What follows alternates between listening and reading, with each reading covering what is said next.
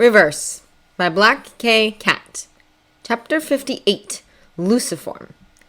Kurama leaves the kids playing hide and seek in the dark with Utakata to watch over them, and heads around the edge of the academy. The door of the administration building is standing open, and there are several squads worth of shinobi with different hitayate milling around the ground floor. A few of them eye him with contained hostility, but Kurama ignores the stares and heads for the Hokage's office.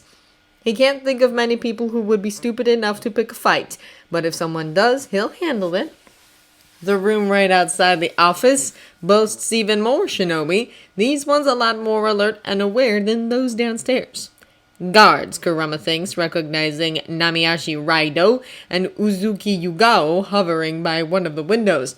Mei and Zabuza are across from them, Zabuza leaning against the wall and looking amused, Mei pacing in a tight circle and clearly annoyed. Between talking to the assassins, he most vividly remembers dying for his Naruto, and talking to the Karin he more or less knows. Kurama picks the latter. He pushes through the suddenly even warier stairs and comes to a halt next to the swordsman, arching a brow at him. "Something entertaining, Sharkface?" he asks dryly. Even through the bandages, he can see Zabuza's smirk. "Terumi doesn't trust our half-sized kage not to set off the next world war if she isn't behind him playing censor." "Of course I don't trust him," Mei insists, though she keeps her voice low enough that she can at least pretend she's being mindful of propriety. "It's Yagura!" "Half-sized?" Kurama asks dryly. "Aren't you being a little generous there?" The smile Zabuza gives him in response is wolfish, and he straightens to his full height, pointedly looking down. "Firecracker, the only way you've got the high ground to say that is if I get you a box." Screw him, Kurama decides, and with a sharp growl, he body slams Zabuza back into the wall, sweeps his feet out from under him, and dumps him on his butt.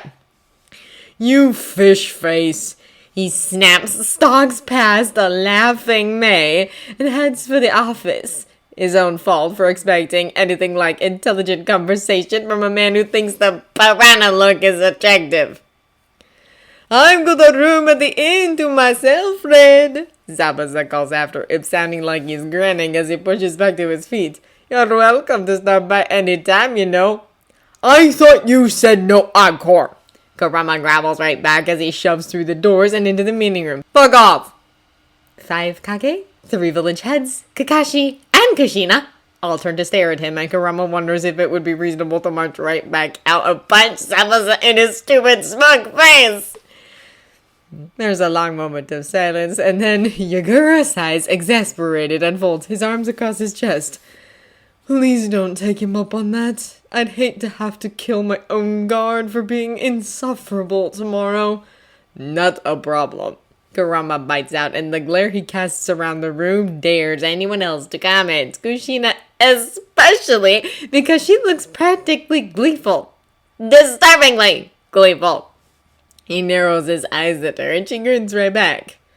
"Kurama," Sarutobi says politely, and he's the only one besides Kushina up on her perch and Onoki in a chair by the wall, who's currently seated behind his desk with his pipe in his hand. "I was just about to send a messenger for you. Do you have a moment?" Kurama hesitates, but the kids will be fine with Utakata, and the teenager had said Han and Roshi were on their way, so it's probably alright to linger. Besides, he needs a favor as far as finding a house is concerned, so he might as well do what he can to get on the Samdame's good side. "Sure, what do you need?" Sarutobi gives him a faint, tired smile and pushes to his feet. "Let me introduce you to the newly arrived. Tamario, head woman of Kusa, and Yone, head woman of Tani. Tamario, Yone, Uzumaki Kurama."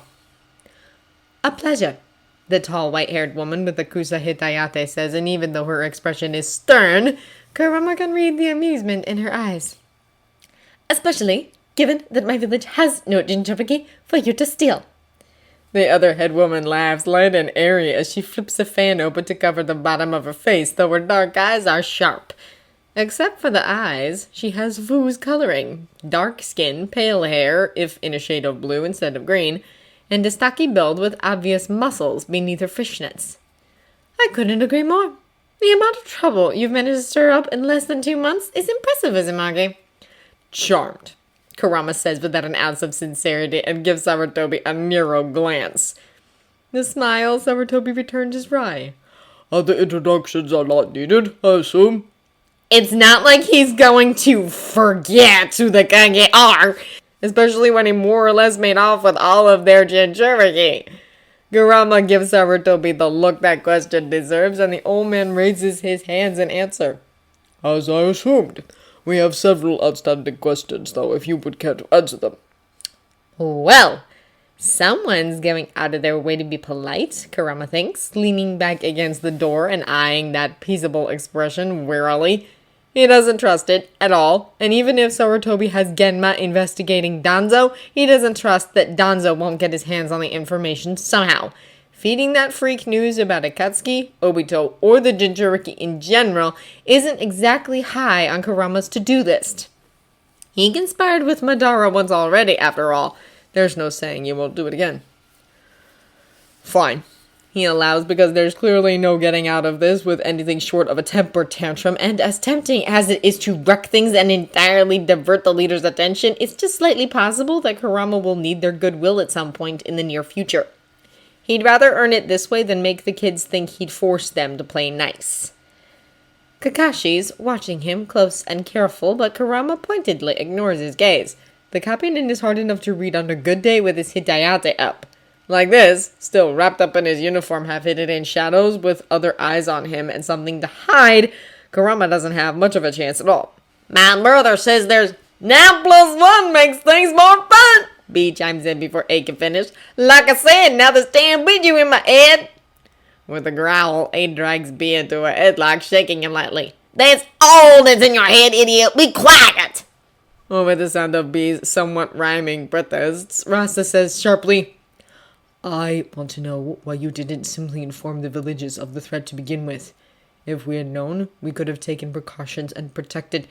Kurama scoffs and doesn't bother to hide it. You're acting like I took the kids to help you, he retorts. No! It was for them. How many assassins did you send after Gaara before I got there? He's 6! Yone's fan snaps shut with a suspiciously metallic sound. It is glinting. She looks Rasa over carefully like she's sizing him up for a coffin and says politely, Come again? Rasa doesn't waver, dark eyes still pinned on Kurama. His seal is flawed, and there's nothing to be done about it. The Ichibi has too much access to his mind, and my village holds more souls than just my son, Uzumaki. I don't have the time to waste on sentiment, not when acting saves lives. You asked his own uncle to kill him! Kurama snarls, disbelieving. He loved Yashimaru!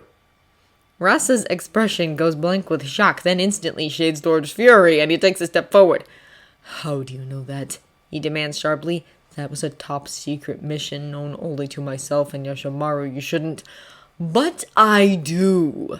Kurama gives him a grin, all teeth and threat.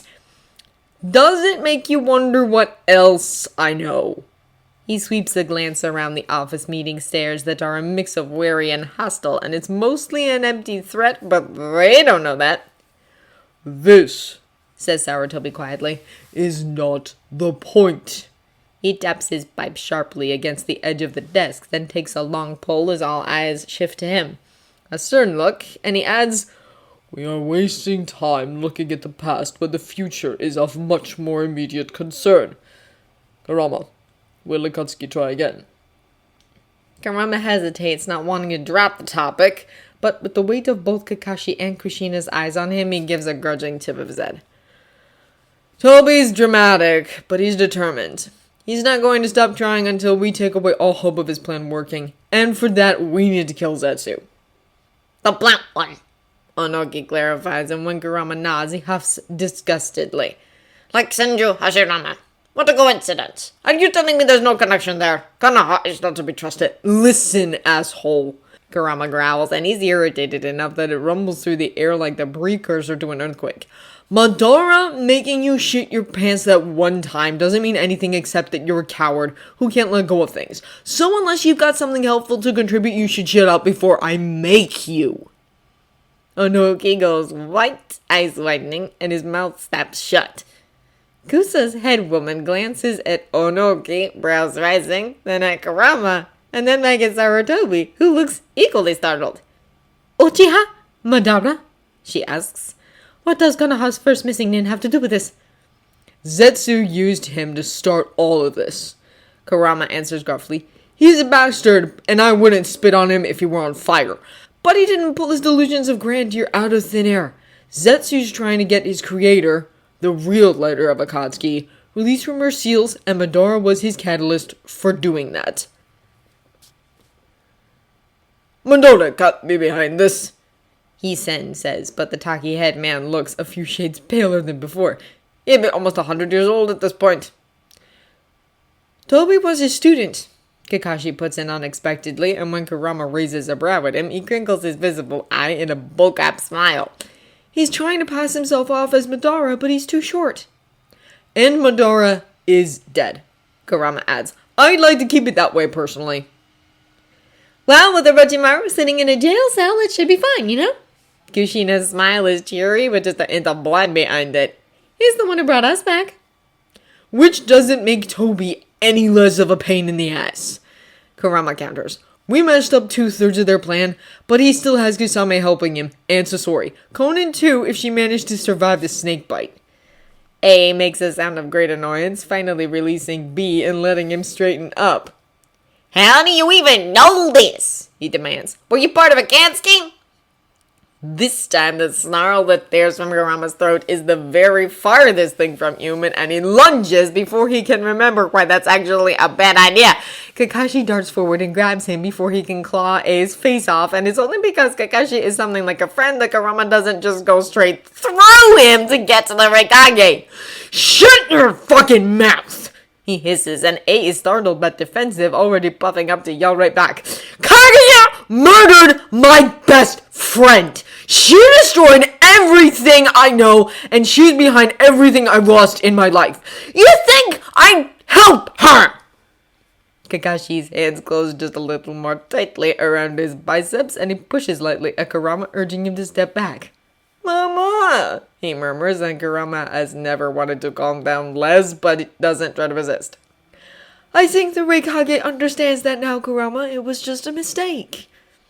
Kurama growls, but allows Kakashi to haul him back towards the door, though he doesn't try to make it easy for him.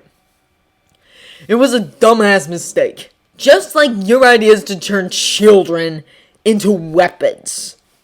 Kushina laughs, bright and cheery, though it doesn't reach her eyes, as she leans forward a little on a perch. I'm not too fond of that part either, you know? She agrees. Ototo, you made it so all the Jinchuriki are friends with their Biju, didn't you? A jerks around to glare at B, who looks equally surprised, but Kurama ignores the bite play with the tip of one shoulder. Crossing his arms over his chest, he leans back against the door again and gives Kushina a grumpy look for the title. Naruto only just started talking to the Kyuubi, and Roshi's relationship with Son is still kinda rocky. Han hasn't mentioned anything about Kokuo either. But the others, yeah, they're doing okay. Rasa makes a choked, disbelieving sound. With half a glance over at Kurama, Kakashi hums in agreement. Gaara and Utakata were the ones to kill Kakazu, he says almost lightly, as if unaware of the impact of the words. Apparently, Saiken and Shukaku work well together. Kurama watches the expression that crosses the Kage's and Hitman's faces and can't resist a snort. Harder to control a weapon that isn't fighting itself, isn't it? He says, and when A, Onuki, and Hissen all turn glares on him, he grins without humor, showing teeth. Sarutobi sighs, rubbing a hand over his face, and raps his knuckles against the desktop.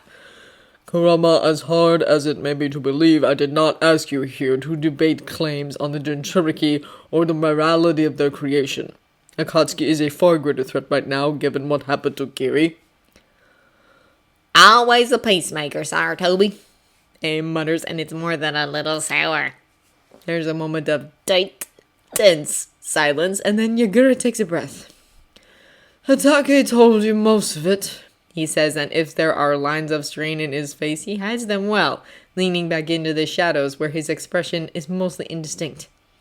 After the Sanbi resurfaced in Kiri, It was captured and sealed into me, and shortly afterwards I was appointed Mizukage. I was ambushed in my own home by a man with Sharingan eyes, and my next clear memory is Kurama and Utakata breaking the genjutsu I was under.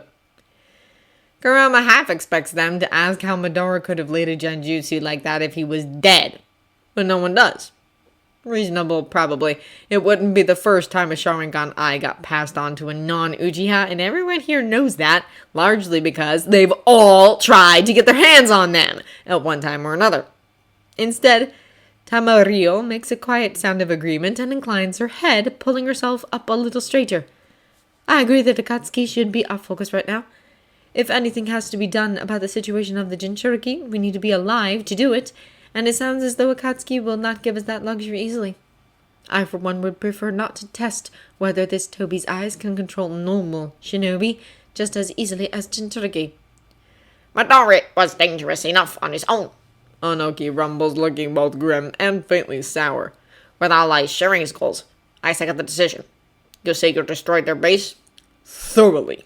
Kurama confirms, and it's easier to feel the dark satisfaction of shattering the Gedomazo here and now, without having to worry about Satrai's attacks or Kakashi bleeding out in front of him. It wasn't their only one, but I don't know where the backups are located. Probably close to Ame since Pain controls it. Which is another problem, Rasa points out. We're technically holding the headman of another village right now. As soon as Ame gets word of it, they're going to want him back. Kurama hesitates, because that's a good point, and turns it over for a moment. They'll probably use Conan to come at things politically, he says, and it takes effort not to grimace. Provided she survives. She's second in command there, and the people love her. His son ups, giving him a narrow look. Isn't it just tell her? He dismisses. This Pain has never declared himself beyond his borders. As far as any other country is aware, it's still Hanzo in charge of the village. We ask for proof, and once she provides it, we steal again. As little as I enjoy red tape, it has to be good for something. Sarutobi sounds amused. Better to use it here than military might. Thank you, Hisana. Need delay until we can reach a solution. Kurama has his own ideas about how to talk Nagato around, so hopefully they won't actually need one when it gets to that point. He wasn't planning to bother when Nagato was just another enemy, but with him captured and conveniently close, he might as well. His Naruto always regretted not being able to save the man after all, and Kushina probably won't mind adding another Uzumaki to her clan. The two head women trade glances, and Yone flicks her fan open, then closed again. I put my village on alert before we departed, she says lightly, and brought along several squads of my best shinobi. If Akatsuki aims to capture the Jinchuriki, Konoha is likely a best place to mount a defense. The wards here are the oldest of any village. Tamario agrees. I assume your barriers can be fine-tuned to pick up this Tobi, even with his ability? Sarutobi inclines his head. Tobirama-sensei's seals are still some of the strongest in existence, he says, and there's a tone of tired pride in his voice.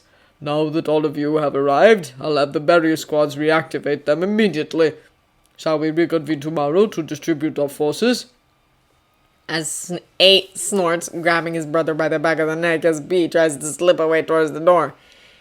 If you're feeling your age already, Sarutobi, appoint a successor or links things to... He had a successor?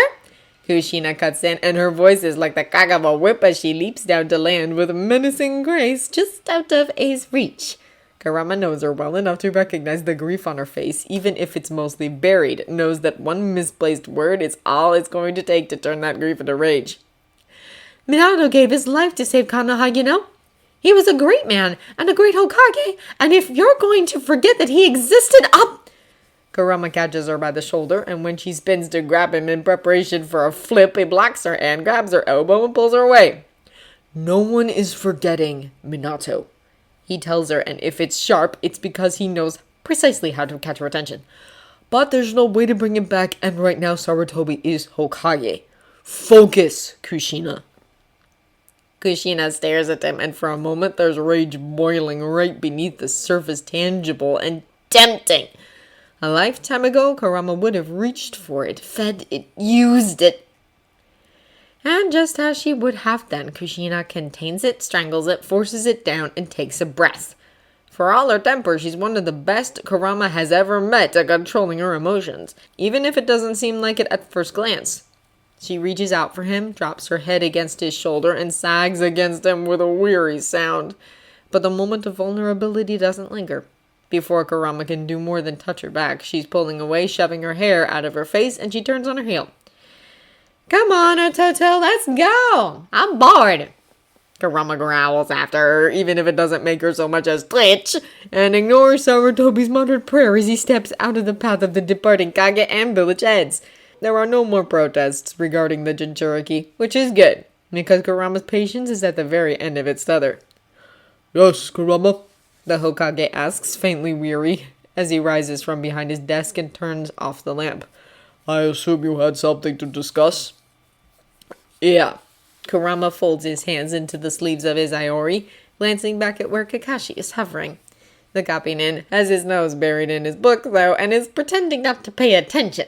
The kids are going to need somewhere to sleep, and I think Roshi and Han, at least, are going to stick around. Sarutobi pauses, frowning faintly, and tips his head in agreement. Indeed.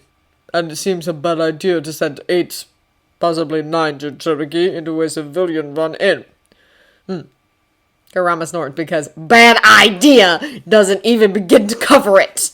He watches Sarutobi cross to one of the large file cabinets lining the walls and rocks back on his heels, content to wait for a moment. Minato at Kushina's house would have been the perfect solution, Sarutobi says mostly to himself as he riffles through papers. A shame it was destroyed in the Kyuubi's attack. Kurama winces because Kushina probably has no idea what she's going to find out, and he can already guess that it's not going to be pretty. Not that it was precisely his fault, but that's probably not enough to save him. However, Sarutobi says with a note of cheer in his voice, oblivious to Kurama's sudden trepidation. The idea is a sound one, and an actual house will likely make all of you more comfortable. Ah, there it is. He surfaces with a handful of forms and returns to his desk, fumbling with his glasses as he switches the light back on. Here we are. There's an empty house just past Training Ground 7 that used to belong to a small clan, which died out in the Second War. It stood empty ever since, seeing as the Uzumaki clan is currently landless because of an attack they helped repel. It will be simple enough to deed it to Kushina. There are perks to living in a place that's entirely under military rule, Kurama thinks, faintly amused. He forgets sometimes just how much power the Kage have over their villages, and how little say anyone else has in matters. Thanks, he says gruffly, taking the papers as Sarutobi passes them over. I'll hand these over whenever she wanders back around. Sarutobi's smile is wry as he slides his bifocals off and sets them aside. Kushina is many things, but careful with paperwork is not one of them. Get a signature, then file those with the records office tomorrow, and it will be uncontestable. Good night, Kurama. The clear dismissal irks a bit because Kurama definitely isn't used to being dismissed by anyone, but he tamps down on his anger, tucks the papers away, and heads for the door. Kakashi falls into step with him as he starts down the stairs, not saying anything, but Kurama gives him a sideways look anyway. You, he says dryly, really need to stop jumping in front of me when I'm pissed. At some point, I'm just going to go through you. Kakashi gives him a smile that's probably 80% bullcrap. I think I can survive, he says lightly, but as they step down into the main building, a subtle tension slides through his frame and his attention darts to something ahead of them. A little surprised, Kurama turns as well. The Kusa headwoman is still present, expression just as stern as in the meeting. But there's a small figure next to her, barely older than Naruto, who's practically vibrating with contained energy. A familiar figure, Kurama thinks, looking down at a miniature Uzumaki Karin, who's staring up at him with wide eyes behind her glasses. Before he can speak so much as a word, Karin whips around to tug at Tamario's pant leg, hissing, Tamario-san, his chakra is really bright and warm. Karin, another girl, several years older and a chunin, judging by her uniform, hisses, this one sporting the same long white hair and pale gray eyes as Tamario. She catches Karin's arm, pointedly tugging her away, and adds, Be polite. There's contained exasperation in the head woman's face as she meets Kurama's gaze. Uzumaki, there's someone I think you should meet. Without acknowledging her, Kurama crouches down to get on Karin's eye level and offers her a crooked smile. Another Uzumaki. Huh. I'd recognize that hair anywhere. Karin freezes in the older girl's grasp, glancing between her captor, the head woman, and Kurama with something that's very close to desperation. Let it go, Ryosetsu. Tamario orders, though her tone is closer to amused than sharp. To Kurama, she adds, This is Uzumaki Karin. Once she heard your name and why we were coming here, she threatened to run away and find you herself. I thought it would be best to bring her to you directly, given the alternatives. As soon as Ryosetsu loosens her grip, Karin bolts towards Kurama, coming to a sharp stop right in front of him. She pushes her glasses up, then says firmly, You're an Uzumaki too! It's not exactly a question, but Kurama nods anyway. I am. Uzumaki Kurama, nice to meet you. He casts a careful glance over her and has to swallow a low growl. Karin already has bite marks showing under the sleeves of her shirt, large and stark against the thinness of a child's forearms. Karin looks him over closely, like he's something she's going to buy in the market, and then tips her chin up and says, My mom died healing people, and I don't want to do it anymore. Your chakra is nice, so I'm going to stay here. That's not a question either, but Kurama hides his amusement as he glances up at Tamario, arching a brow. The head woman snorts faintly. Clearly, I have no say in this, she says dryly, answering his unspoken question. Karin and her mother were both valuable as medics, but while we had an agreement with her mother to give her refuge in return for healing, that doesn't extend to Karin herself. If she wants to leave, I would rather it be with my blessing than after you invade my village with 8 Jinchuriki in tow and simply take her. Kurama rolls his eyes because that's absolutely an exaggeration and definitely not something you would do, and ignores Kakashi's low chuckle from behind him. Instead, he looks at Karin, sees the faint hint of wariness deeply buried beneath a stubborn shell, and doesn't allow himself to sigh. Well, we wouldn't be family if I said you couldn't stay, right?